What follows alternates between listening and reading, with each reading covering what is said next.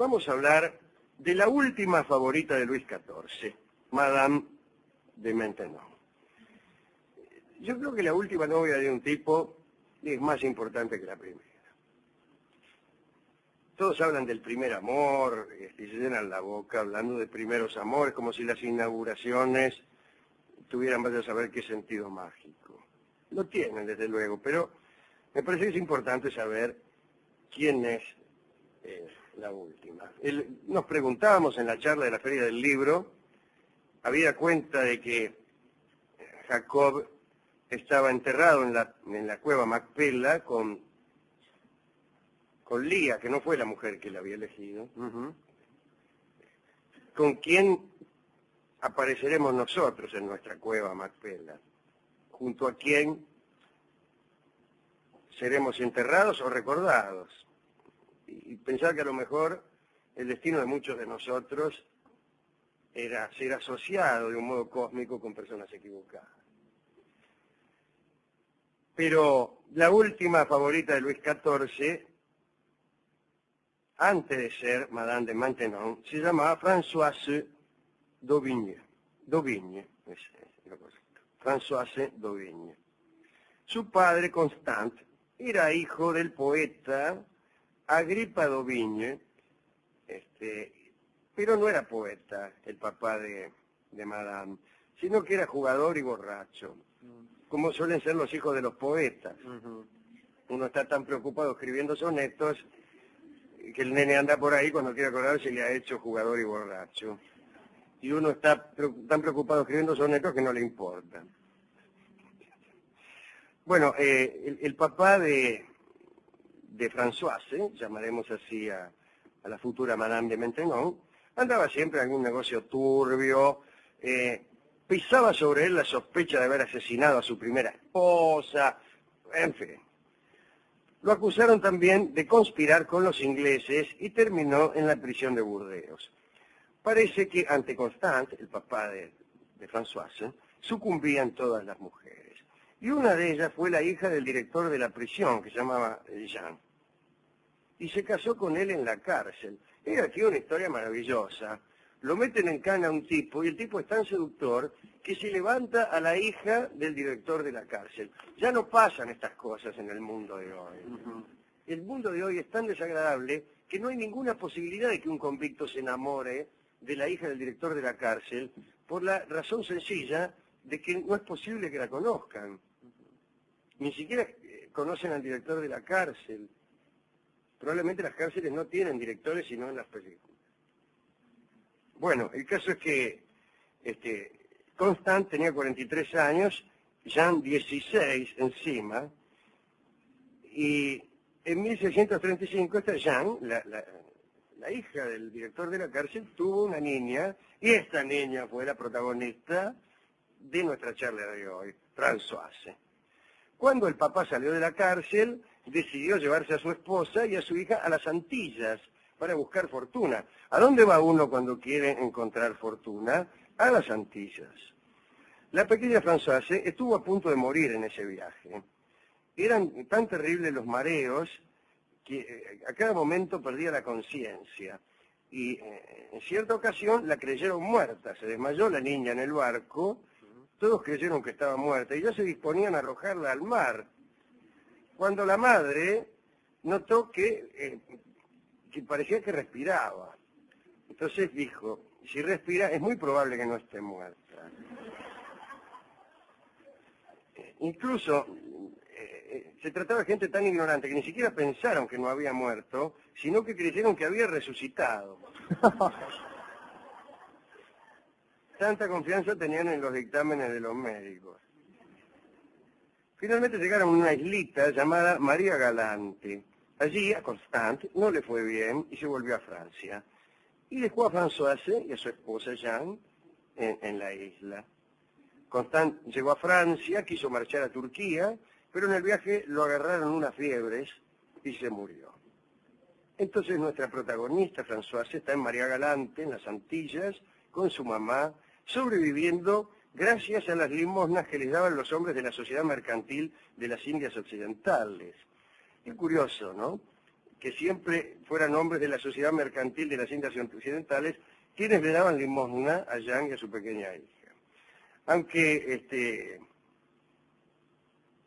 su papá era protestante, Jean educó a Françoise en la fe católica. Muy bien, en 1651 volvieron a Francia como indigentes, coladas en un barco mercante. En el barco murió la mamá de Françoise, así que Françoise se quedó solita, nuestra futura Madame de Maintenon, fue a parar a lo de una tía y tuvo allí la vida de la Cenicienta. Las primas eran presentadas en salones y bailongos y ella se quedaba en la casa vistiendo ropas estrechas y viejas y se conformaba con un cuarto espantoso. Ya sabemos todos la historia de la Cenicienta. Pero un vecino se apiadó de ella. Y es importantísimo tener un vecino que o bien se apiade de nosotras, o bien descubra nuestro talento oculto o algo. Era el poeta Paul Scarron, que por esos momentos intentaba mostrar en París unas obras humorísticas que había escrito. En realidad, contaremos algo de Paul Scarron. Era muy famoso, pero no por su creación literaria, sino una cierta deformidad física que tenía. Padecía una artritis violentísima que lo mantenía postrado y basaba su humor en descripciones de sí mismo que hacía. En París lo trataban como una especie de fenómeno de curiosidad y la gente iba a su casa para verlo y tener alguna conversación. Esos eran esos tiempos, ¿no? Tiempos deleznables, como estos. Era pobre este muchacho Paul Scarron y vivía gracias a la generosidad de sus amigos. Un día Françoise, que se había vuelto en esta página y media una muchacha muy hermosa, fue a visitarlo a Scarron, al tipo y Scarron se enamoró y poco a poco logró conquistar, digamos, la confianza de Françoise. Y la chica lo visitaba todos los días al tipo. Ella le empezó a contar su vida miserable, dice, mi papá estaba preso, todas esas cosas que hemos contado acá, ¿no? Y Scarron supo que, pobre como era, Françoise jamás podría aspirar a un casamiento decoroso. Entonces hizo llamar a la tía de Françoise y pidió él mismo la mano de Françoise. Entonces la tía le dijo, che, mirá, acá el de al lado, es el tipo quiere casarse con vos. Yo no le diría que no, porque la otra posibilidad es que entres a un convento. Y el tipo, ya lo ves que es medio fulero, qué sé yo, en realidad era una persona con enormes dificultades, pero era preferible al convento y Françoise agarró viaje y se casó con el poeta. Y se amaron, vamos a decirlo así. Scarron le enseñó italiano, digo en las pausas, castellano y algo de latín. Sobre todo le pulió el ingenio a Françoise, Bien pulido.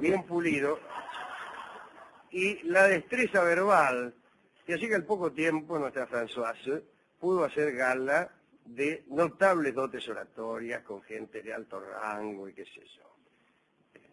Esa gente iba siempre a visitar a Scarron, como se ha dicho, ¿no? Entonces los nobles que iban a visitar a Scarron le llamaban a la chica la Belle Indienne, porque había pasado por América. Y andaba ahí llena de admiradores aristocráticos y qué sé yo. En 1660 el bueno de Scarron se murió. Tuvo la precaución de morirse, pero no le dejó nada a Françoise, que quedó sola, sin familia, sin techo, a merced de la ayuda de los demás. Pero ahora sí tenía amigos que había conocido ahí en el salón de Scarron. Se había hecho amiga del duque de Richelieu, del mariscal Albret. Bueno, una vez en la casa del duque de Richelieu, conoció nada menos que a la marquesa de Montespan, que era la favorita del rey. La Montespan no le prestó mucha atención, creyó que era una sirvienta, Pero al poco tiempo Madame de Montespan quedó embarazada del rey. Madame de Montespan era la favorita oficial de Luis XIV. Y el nacimiento debía mantenerse en secreto. Estaba embarazada del rey, imagínese. Entonces se fue a un lugar, la tipa, tuvo al que después sería el duque de Maine, en secreto, qué sé yo. Y Madame de Montespan pensó en la muchacha que había conocido en aquellas reuniones y la llamó para hacerle un ofrecimiento. Encargarse del hijo que iba a tener, ¿no? Y François se aceptó. Tenía nada más que velar por la criatura y cuidar de que nadie sospechara que era hijo del rey. Después Madame de Montespan tuvo otros hijos que se entregaban a distintas nodrizas en distintos lugares. François se tenía que ir a verlos a todos los días para certificar que estuvieran bien. Pero cuando los hijos de la Montespan fueron 7, ya no se pudo pretender que François se corriera todas las noches de un lado para otro, como se apoya un carro para visitar a los niños. Entonces le alquilaron una casa en Vaugirard, donde vivió con los 7 hijos de la otra favorita del rey. Y hasta entonces François no se había cruzado nunca con el rey. Y un día el rey llegó disfrazado para visitar a sus 7 hijos. Y encontró a François leyéndoles un cuento. Había una vez un señor que se llamaba Pascual Angulo, qué sé yo. Y el rey se enamoró. Llegó, la vio leyéndole cuentos a los niños y se enamoró. Vio cómo es uno cuando ve que una dama está leyéndole cuentos a los niños, especialmente cuando esta dama está vestida del modo que solía vestirse Madame. En realidad, Madame notó algo extraño en el comportamiento del rey, ¿no? Otra que también notó algo extraño en el comportamiento del rey para con la lectora fue la favorita del rey, que vio que el rey estaba mirando con muy buenos ojos a la chica que les leía cuentos a sus hijos. Entonces, preocupada, hizo algo que se hacía mucho en Francia, que es cuando vos estabas celosa de una tipa, le buscabas un marido.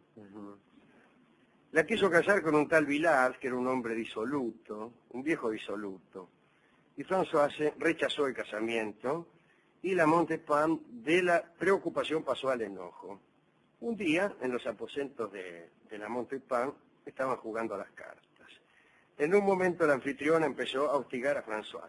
Insistió en que le llevara un vaso de agua, como son las favoritas de los reyes. Ajá. Una empieza a decir, a ver, vos anda a buscarme esto, a ver quién tiene más poder. Y naturalmente todavía era la Montespan la favorita. Y la mandó a François y dijo, che, François, anda a buscarme un vaso de agua. Después empezó a burlarse de su matrimonio con el poeta inválido. Esas chistes no se hacen. No, señor. Y empezó a jorobar. Todo mientras jugaban las cartas, ¿entiende la situación? Pero el rey, Reinaldo estaba presente. Madame de Montespan, la amante del rey, la favorita del rey, y la otra, que todavía no era nada del rey, estaba ahí, que era la que cuidaba a los hijos. Y la otra, para darse hija, ay, andame a buscar agua, ay, que te casaste con ese, qué sé yo, y por ahí François no aguantó más y se acercó al rey y le dijo, creo que Madame de Montespan ya no me necesitará esta noche. ¿Me permite su majestad retirarme? Quería irse para terminar con la cosa. Y el rey respondió algo que dejó a todos estupefactos. Dice, sí, señora marquesa. Es decir, la nombró marquesa en ese mismo acto. Tómesela nomás, señora marquesa, le dijo. Había otorgado un marquesado a François, solo con aquella respuesta. Y el rey empezó naturalmente a aproximarse a François más peligrosamente. O sea, me te hago marquesa y... Sí. ¿A qué estamos jugando? Y larga el libro de cuentos. Ella al principio lo rechazó. Dijo el tipo. ¿Qué hacemos? ¿Soy el rey o qué soy acá? Sí. Yo soy un logi. François tenía un confesor, como todos nosotros. ¿Usted tiene confesor, Rolón? Sí, se llama analista el mío. Bueno. El analista de François era el abate Gobelin. Y el confesor del rey era nada menos que Père Lachaise, ese que puso un cementerio muy exitoso en París, donde entierran a los mejores muertos. Tuvieron una reunión interesante los dos confesores, como si su analista Sí. y el analista de su novia se reunieran. Ajá. Empezaron Sí. a decir, ¿sabés lo que me dijo el tipo? Dice, pero eso está bien. Está bien, porque intercambian una información interesante. ¿Qué es eso? Ajá. No sé. Y Perrachés le dijo a Gobelin que lo ascendería en la jerarquía eclesiástica si indicaba a François que se entregara al rey. ¿Entiendes? Es como si su analista le dijera al analista de una amiga que a usted le gusta, che, escuchame, te doy 20 mangos. Dale bola, Rolón. Si le decís a la chica que analizás vos a la tarde, a la loca a las 5, que se le entregue a Rolón, Ajá. que es el que analizo yo, y que ya me tiene podrido, entonces digo, toma 20 pesos, decirle que se entregue, así le empieza a contar otra cosa, pues estoy encajado. Y el otro dijo, bueno, está bien. Y Françoise, que era muy católica, aceptó los consejos de su confesor. El confesor le dijo, hija mía, dice, bueno, Defiende lo que te digo. y entonces esta chica aceptó los cariños del rey y fue su amante.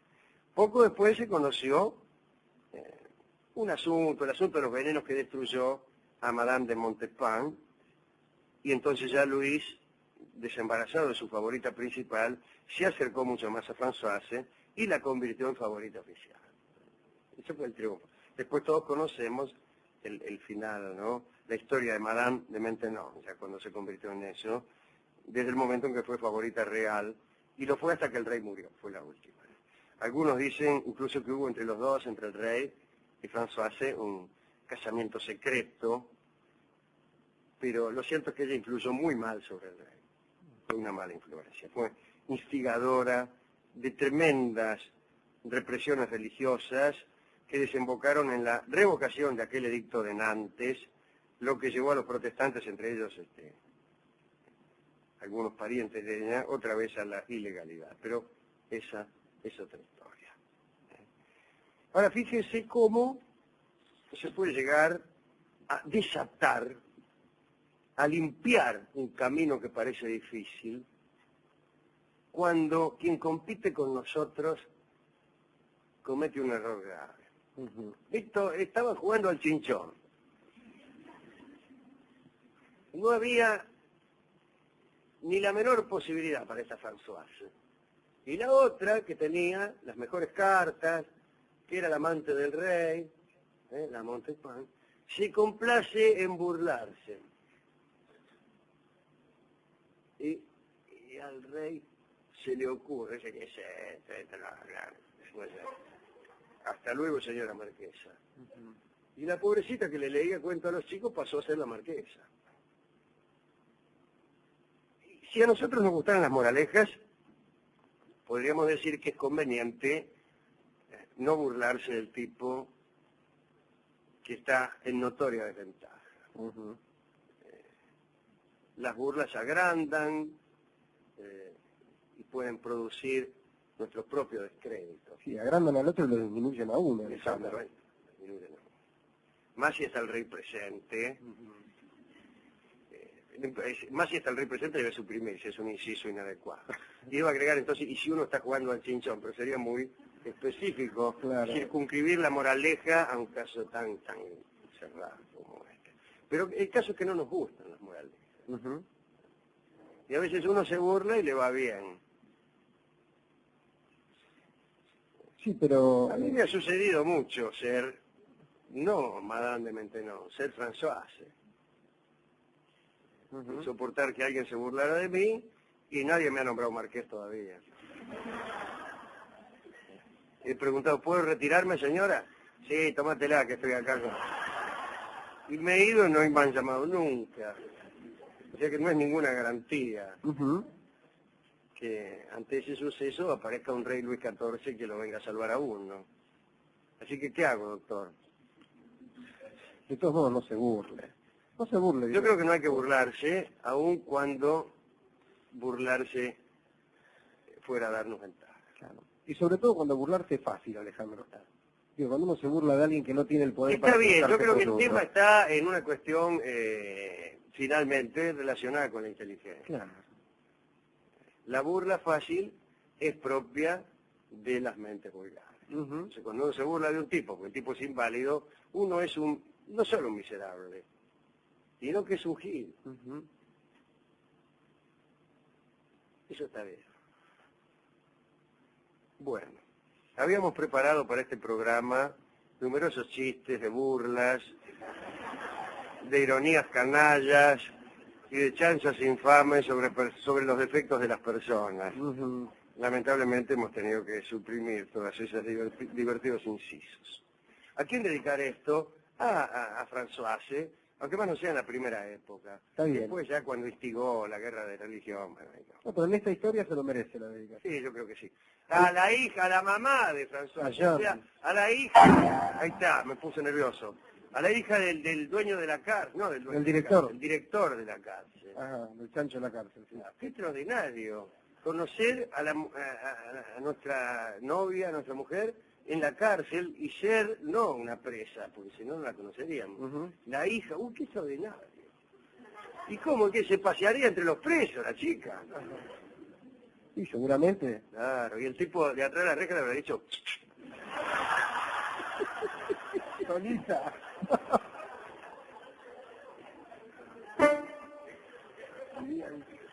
mirá. Y ella le habrá dicho, ¿no? Después se habrán puesto de novio, ¿y dónde se encontrarían? A través de la reja, como tantos novios. Claro. Y ella no le podía hacer escenas de celos, naturalmente, que estaba el tipo ahí. Tú me engañas, embustero. Claro. Ahora, el que merece la dedicación es el tipo, Alejandro, porque mire que es una situación desventajosa. Uno tiene muy pocas herramientas a mano, encerrado ahí para levantarse una mina, ¿eh? Hay que tener lo suyo, ¿eh? Sí, está bien. Yo esa no la... No está bien. Felicitaciones. El tipo se levanta una mina estando en cana. Sí. Que la mina es la hija del director de la cárcel. Ese es récord mundial. Se lleva, Ese se récord. lleva todos los premios, ese tipo. ¿Qué me venís con Robert Redford? Claro. Se pone un palo. Si sos actor de cine, si sos Fiore, que se trabajaste en el teatro, te esperan la mina a la salida y dice, ay, qué bien que actúa, así se levanta mina cualquiera. Pero en la cárcel, además uno está roñoso en la cárcel. Sí.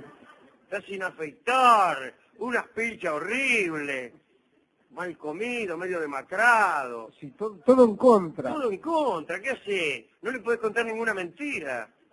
¿Cómo decir que, mira, si supieras el fin de semana estuve paseando en lancha con unos amigos? Mentira, Sí. estuviste en cana. Viste ahí. Hay que tener talento, ¿eh?